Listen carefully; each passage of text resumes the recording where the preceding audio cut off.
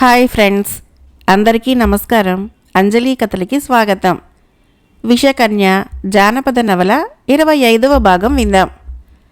అన్ని విద్యలు నేర్చి ఉండి అంతటి ప్రతిభాశాలి అయి ఉండి తన్ని మనసారా ప్రేమించి తనతోటిదో లోకమని నమ్ముకొని ఉన్న రాజకుమార్తె ఆగర్భ శ్రీమంతురాలు అతి సుకుమారి అయిన కాంచనమాలకి చెర నుంచి విముక్తి కలిగించలేకపోగా తానే దుర్భేద్యమైన ఇనుపబోనులో బంధించబడి ఉన్నందుకు అక్కడ సింహరూపంలో ఉన్న విష్ణుశర్మ తన దుస్థితిని గురించి తానే పరిపరి విధాలా యోచించడం మొదలుపెట్టాడు. కానీ అతనికేమీ ఉపాయం దొరకలేదు. తన బలం కొద్దీ బోను బద్దలు కొట్టడానికి ఎంతైనా ప్రయత్నం చేశాడు. అప్పుడు ఆ సింహం చేసే భయంకర గర్జనలకు, భీకరాట్టహాసాలకి ఏకనాథుడి అనుచరులైన ఇతర దొంగ సన్యాసులు ముగ్గురు హడలి బేజారై చుట్టుపక్కల రహస్యంగా నక్కి ఉండి సింహము ప్రళయ కాలాట్టహాస్యాలను కనిపెడుతూనే ఉన్నారు గాని ధైర్యంగా దాపునకు రాలేకపోతున్నారు. దాని దృష్టిలో పడలేకపోతున్నారు. ఏమయ్యా నందయ్య, మన పనికి ఇంతేనంటావా? ఇంకేముంది ఆనందయ్య, ఆ సింహం ఎలాగూ బోను బద్దలు కొట్టుకొని యువతలు పడుతుంది, మనల్ని మింగేస్తుంది. మింగేస్తుందా అంటూ నందయ్య భయంతో ఆనందయ్యను కౌగలించుకున్నాడు. నన్ను కౌగలించుకుంటే ఏం లాభం నందయ్య? పోయి ఆ నాగకన్యనన్నా వకులునన్నా. అవును, నిజం చెప్పావు ఆనందయ్య. కానీ గురువుగారేమంటారు? ఇంకా ఎక్కడి గురువుగారు? మనల్ని సింహానికి కాపలా ఉంచి తను హాయిగా రంభలాంటి కాంచనమాలతో వేయించేశారుగా. ఇక రానే రానంటావా? ఏమొస్తారో. వారు ప్రేమ పిచ్చిలో పడి క్రమంగా మన సంగతే మర్చిపోయారు. అవునవును, మనకు కాయసిద్ధిని ప్రసాదించే ప్రయత్నమే మానుకున్నారు. నాగకన్య, కాంచనమాల, వకుళ అన్న ఆ ముగ్గురు సౌందర్యవతులు మన ముగ్గురికి అని మొదటినుంచి అనుకున్నాం. కానీ మొత్తము ముగ్గురిని గురువుగారే మంచి మాట చేసుకోవడం మొదలుపెట్టారు, చూసావుగా. అవునవును, అటువంటి స్వార్థపరుడు ఇంకెక్కడా ఉండడు. మనం అందుకు తగినట్లు చేయలేమా? ఎందుకు చేయలేం? నేను నాగకన్యను దక్కించుకుంటాను, నువ్వు వకులను దక్కించుకో. ఇద్దరము చెరొక సుందరాంగిని చిక్కించుకొని పారిపోదాము. బేష్, మంచి సలహా చెప్పావు. అయితే నాగకన్య నాకు, వకుల నీకు. అబ్బెబ్బే, అలా వీల్లేదు. నాగకన్య నన్ను ప్రేమిస్తుంది, కానీ నిన్ను ప్రేమించదు. మా ఇద్దరికి ఈడు జోడు బహు చక్కగా సరిపోతుంది. అలా వీల్లేదు, నాగకన్య నాకే కావాలి. నాకంటే నీ గొప్పేమిటి అని దొంగ సన్యాసులైన నందయ్య, ఆనందయ్యలిద్దరూ తగువులాడుతున్న సమయంలో బోనులోని సింహము తిరిగి భయంకర గర్జనలు చేసింది. ఇద్దరూ భయంతో వణుకుతూ పరిగెత్తారు. ఒరే ఆనందయ్య, నాగకన్య దగ్గరికి నువ్వు గాని పోతావేమో, వీల్లేదు అని నందయ్య అనగా ఆనందయ్య ఆగి, ఎందుకు వీల్లేదు? ఆమె నన్ను వరిస్తుంది, నన్ను పెళ్లి చేసుకుంటుంది అన్నాడు. నీలాంటి ముఖాన్నా లేక నీలాంటి ముఖాన్నా అని ఆ ఇద్దరూ వివాదపడుతూ ఉండగా, కాదు, నాలాంటి ముఖాన్ని అంటూ అంతలో మూడో సన్యాసి గోవిందయ్య కూడా వచ్చి వారిని కలిశాడు. ఓయి నీ దుంపదెగ, ఇంతవరకు ఎక్కడున్నావు గోవిందయ్య? మేమిద్దరమే తగులాడి చేస్తుంటే మూడోవాడివి నువ్వు ఒక్కడివా అన్నాడు ఆనందయ్య. మీ పేచీ పరిష్కారం చేయటానికే నేనొచ్చాను అన్నాడు గోవిందయ్య.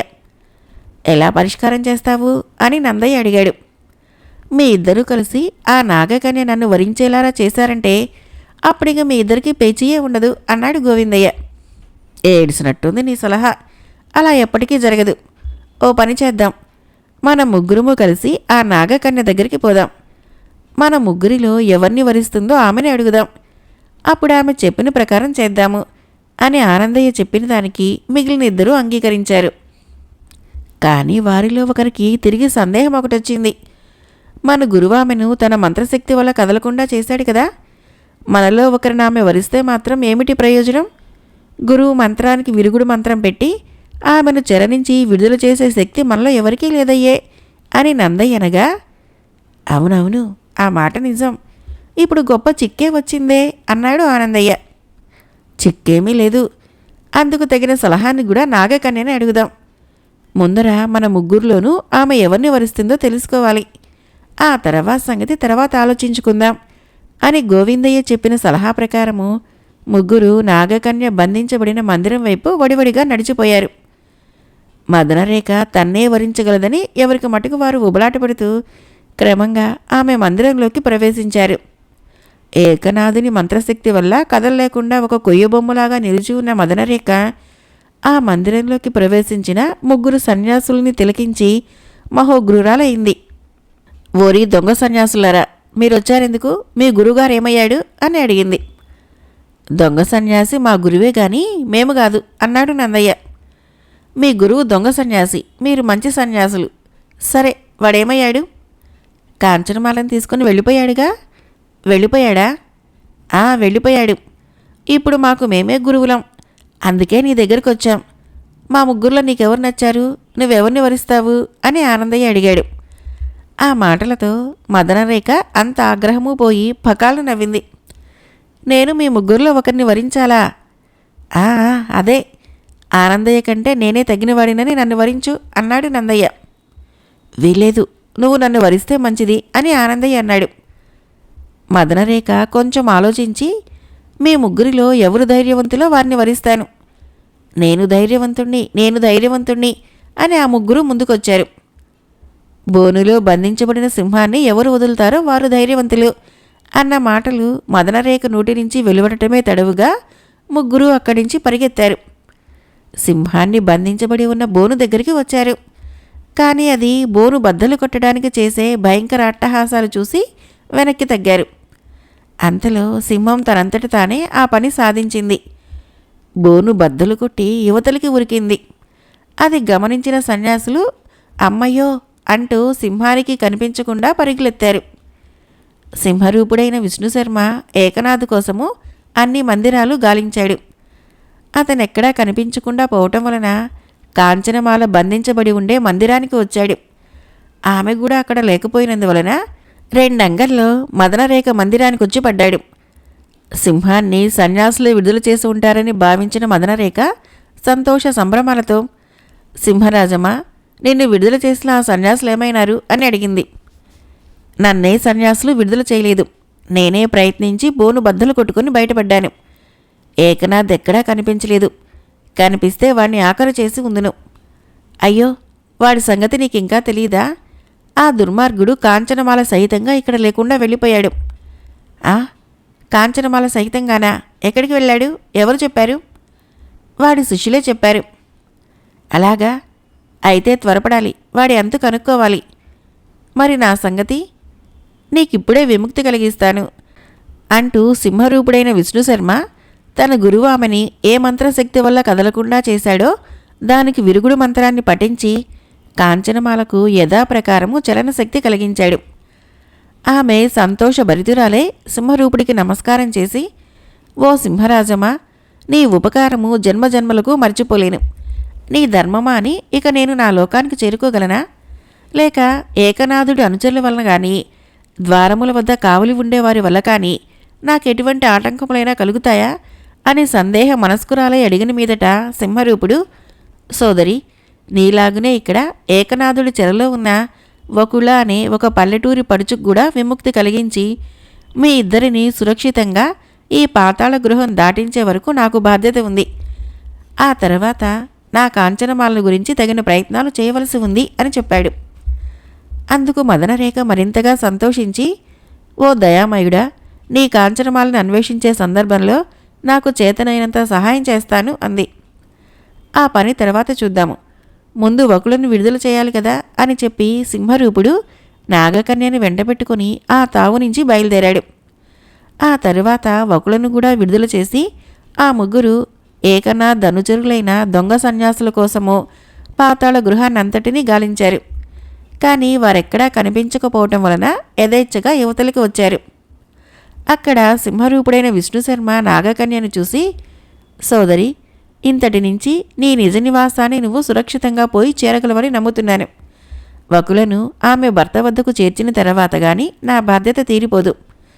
అనంతరము కాంచనమాలని ఆ దుర్మార్గుడు ఎక్కడికి తీసుకుపోయింది తెలుసుకోవటానికి ప్రయత్నించవలసి ఉంది అన్నాడు. ఆ మాటలను ఆలకించిన నాగకన్య, ఓ దయామయుడా, మమ్మల్ని దుర్మార్గుడు చెర నుంచి వినిపించి పుణ్యం కట్టుకున్నావు. నీ నిజ వృత్తాంతాన్ని చెప్పనైతివి. నీవెక్కడి వాడివి? ఏ దేశము? సింహ కళేబరంలోకి ఈ విధంగా పరకాయ ప్రవేశం చేసి ఉండటానికి గల కారణమేమిటి? నీ నిజనామ వివరాల్ని తెలియచేసి నన్ను తరింపచేయగలవా అని అడిగింది. అమ్మా, నేను విష్ణు శర్మ అనే ఒక బ్రాహ్మణ కుమారుణ్ణి. మా తల్లిదండ్రులు నన్ను, మా తమ్ముడైన కృష్ణశర్మని మా చిన్నతనంలో మిమ్మల్ని చెరబట్టిన ఈ ఏకనాథ్ అనే గురువు దగ్గర విద్యాభ్యాసానికి వదిలిపెట్టారు. అదిగాన తన కథనంతటినీ క్లుప్తంగా వివరించిన మీదట మధురరేఖ తాను కామించి మణిమేకల మందిరంలో నుంచి అపహరించి తన నాగలోకంలోకి బంధించి నానా హింసలు పెడుతున్న కృష్ణశర్మ ఆ సింహరూపంలో ఉన్న విష్ణుశర్మకు తమ్ముడని గ్రహించి తన దుర్మార్గ చర్యలకు ఎంతైనా పశ్చాత్తాపాన్ని పొందింది. ఆ వివరాలన్నింటినీ వెల్లడి చేయడానికి భయపడింది. తాను నాగలోకం చేరిన తక్షణము కృష్ణశర్మని క్షమాపణ వేడుకొని అతన్ని చెర నుంచి విడుదల చేయటానికి నిశ్చయం చేసుకుంది. అతనికి జరిగించిన తన దుశ్చర్యలను సింహరూపుడికి తెలిపి అతని మనస్సుకు నొప్పి కలిగించడానికి ఆమె అంగీకరించుకోలేదు. అనంతరము విష్ణుశర్మ ఆమెకిలా చెప్పాడు. ఓ నాగసుందరి, నా వివరాలన్నింటినీ విన్నావు కదా. నన్ను వలచి వలపించుకున్న కాంచనమాల కొరకు నేనామె కొరకు ఇన్ని ఇక్కట్లకు లోను కావలసి వచ్చింది. నాకు గురువై ఉండి ఏకనాథ్ నాకు ప్రియురాలికే కాక నీ వంటి అబలలందరినీ హింసలు పెడుతూ లోకకంటకుడై ఉన్నాడు. ఈ ప్రయత్నంలో నేను అతన్ని హతమార్చి ప్రపంచ శాంతి చేకూర్చడమో లేక నేనే వాడి చేత హతమార్చబడి వాడి దుండగాలకు మరింత బలమిచ్చి ప్రళయ కారణమవటమో జరగనై ఉంది. ఏది ఏమైనా నిస్సహాయులైన మీ ఇద్దరు కన్యలని చెర నుంచి విముక్తి పొందించాను. ప్రస్తుతము నాకదే పరమ సంతోషంగా ఉంది. సింహరూపంలో ఉన్న ఓ కరుణామయుడా, నా భర్త ఎక్కడా, నేనెటుపోవాలి అని వకులు అడగ్గా, అబలా, నీ భర్తను చేర్చడమే నా మొదటి కర్తవ్యం. నీ భర్త వలనే నేనా ఏకనాథుడి పాతాళ గృహాన్ని కాంచనమాలతో మీరిద్దరూ ఆ దుర్మార్గుడి చెరలో ఉన్న సంగతిని తెలుసుకున్నాను. నేను తిరిగి వచ్చే వరకు నా నిజరూపం ఒకచోట సంరక్షిస్తూ ఉండవలసిందని నేను అతన్ని కోరాను.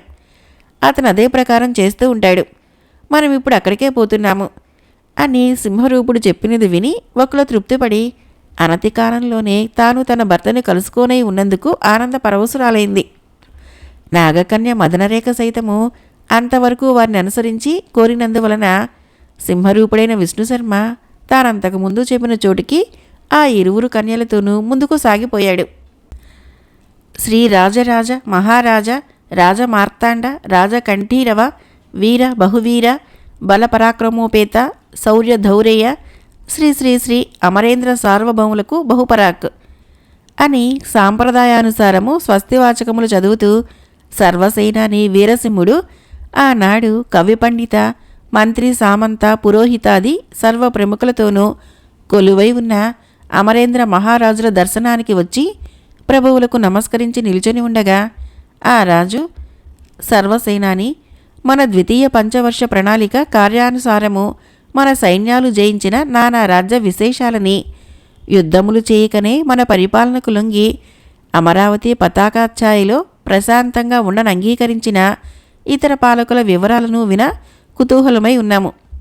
సత్వరంగా మాకు ఆ విషయాలు చెప్పి సంతోషాన్ని కలిగించు అనగా, ప్రభు, నేనిప్పుడు తమ సభా మంటపాన్ని ఖరీదించింది కూడా అందుకే. సావధానులై చిత్తగించండి.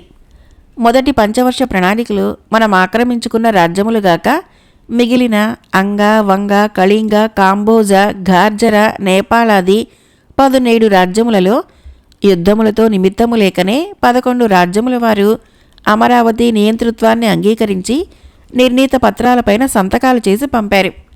ఆ పైన అంగ వంగ కళింగ 3 రాజ్యాలతోనూ యుద్ధం అవసరమైంది. నేను వెంటనే మన పశ్చిమ సైనిక బృందాలని 3 భాగాలుగా విభజించి ఆ 3 రాజ్యములపైకి పంపాను. పరాక్రమంలో పేరెన్నిక గల ఆ సైనిక దళాలు అంగ వంగ కళింగ 3 రాజ్యాలను 3 దినాల్లో జయించి అమరావతి జయపతాకాన్ని అక్కడే ప్రతిష్ఠించి నేడే మరలి వచ్చాయి అని సేనాపతి వివరించగా విని, శభాష్ వైరినాశక వీరసింహ, శభాష్, అమరావతి ప్రతిష్టను నిలిపి అవక్ర పరాక్రమోపేతులైన సైనిక బృందానికి నువ్వు దండనాయకుడివై ఉండగా మా ద్వితీయ పంచవర్ష ప్రణాళికలో అపజయం ఎక్కడిది అన్నాడా ప్రభువు పట్టలేని సంతోషంతో. లేదు కానీ ప్రభు, మన ఆక్రమణను అంగీకరించి 14 రాజ్యాలు కాక మిగిలి ఉన్న కాంబోజ ఘార్జర నేపాళ రాజ్యాలు 3ను కొసకు మొండిగా మిగిలి ఉన్నాయి. అవి వేరువేరుగా రాజ్యములు 3గా ఉన్నాయి. భోగపురాన్ని ముఖ్య పట్టణంగా చేసుకొని కాంబోజాన్ని ఏలుతున్న శంభునాథుడికి మిగిలిన 2 రాజులు సామంతులై ఉన్నారు. శంభునాథుడి శాసనానికి లొంగి ఉన్న గార్జర, నేపాళ రాజ్యాలు రెండింటినీ మనము ప్రత్యేకించి జయించవలసిన అవసరం లేకుండా భోగపురాధీశ్వరుడు శంభునాథుణ్ణి ఒక్కనితోనూ వ్యవహరించిన చాలును. శంభునాథుడనగా వివాహం పేరుతో అనేక రాజకుమారులని తన పొట్టన పెట్టుకున్న మణిమేకల అనే విషకన్యకు తండ్రి కదా. అవును ప్రభు, వాడతి గర్వము గలవాడు, అంగబలం అధికముగా గలవాడు. మొత్తం రాజ్యంలో ఘనతకెక్కిన రాజ్యమదే. అవునవును, మాకు జ్ఞాపకం వచ్చింది. మన మొదటి పంచవర్ష ప్రణాళిక కాలం నుంచి అతడు బింకాన్ని కలిగి ఉన్నాడు. ఇప్పుడేమంటాడు? మనతో యుద్ధం చేస్తాడా? అంతవరకు లేదు గాని అమరావతి నియంతృత్వాన్ని తాను అంగీకరించేది లేదని మాత్రం లోగడ విన్నవించి ఉన్నాడు. తమతో యోచించి అతనిపై ఏ విధమైన చర్య జరిగించవలసింది నిశ్చయించడము నేనొచ్చిన పనులలో ముఖ్యమైనది. ఆ భోగపురాధీశ్వరుడొక్కడు మనకు లొంగి అయినా ఇక మనల్ని ఎదిరించగలిగిన వారొక్కరూ ఉండరు. మన ద్వితీయ పంచవర్ష ప్రణాళిక విజయవంతంగా ముగుస్తుంది. తమరు ఆ సమస్త రాజ్యాలకు నియంతలైతారు. అమరావతి ఏకఛత్ర పరిపాలనకిప్పుడు అతనొక్కడే కంటకప్రాయుడై ఉన్నాడు అని సర్వసేనాని చెప్పగా విని అమరేంద్రుడు ఉద్రేకంతో తోక తొక్కిన తాచులాగా లేచి నిలుచొని, ఓరి భోగపురాధీశ, శంభునాథ, కన్నును మిన్నును గానక నా నియంతృత్వానికి అంగీకరించిన అందరి రాజుల కన్నా నువ్వు మిన్నవై ఉన్నావురా. నేను నా మొదటి పంచవర్ష ప్రణాళిక సందర్భంలోనే తుదముట్టించి ఉండవలసిన వాడిని. కాలం కలిసి రాకపోవటం వల్ల ఊరుకోవలసి వచ్చింది. నన్ను ఎదిరించిన ఇతర సామ్రాజ్యపతుల గతి ఏమైందో నీ గతి కూడా అదే అవుతుంది.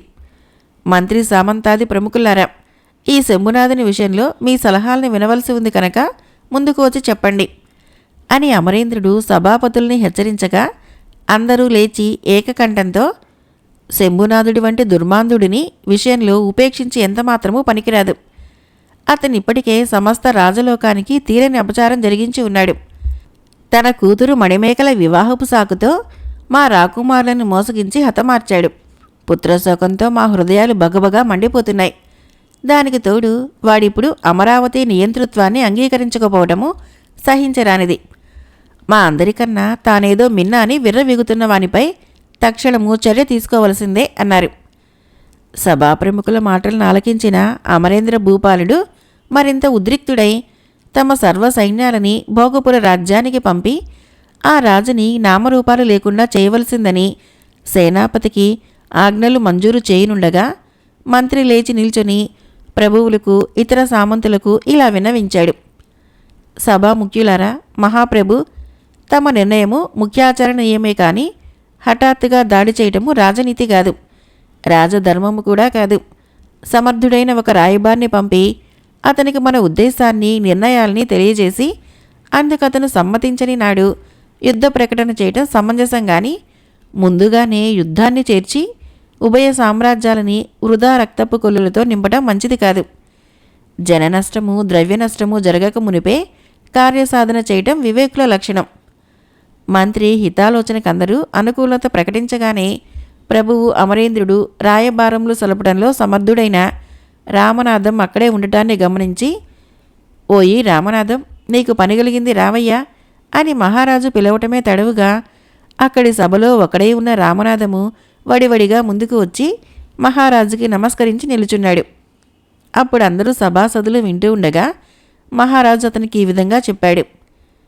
కాంబోజ దేశాధీశ వీరాది వీర భోగపురాధిపతి శ్రీ శ్రీ శ్రీ శంభునాథుడికి నా మాటలు ఇవిగా చెప్పు. సమస్త భూపాలకులను శాసించి సర్వ రాజ్యాలకు నియంత్రణ కావాలన్న నా చిరకాల వాంఛిత మా ద్వితీయ పంచవర్ష ప్రణాళికలో నెరవేరనై ఉండగా నువ్వొక్కడవు అడ్డు తగరటము నీ అహంభావమును, నీ దురహంకారమును, నీ అసూయను వెల్లడి చేస్తుంది.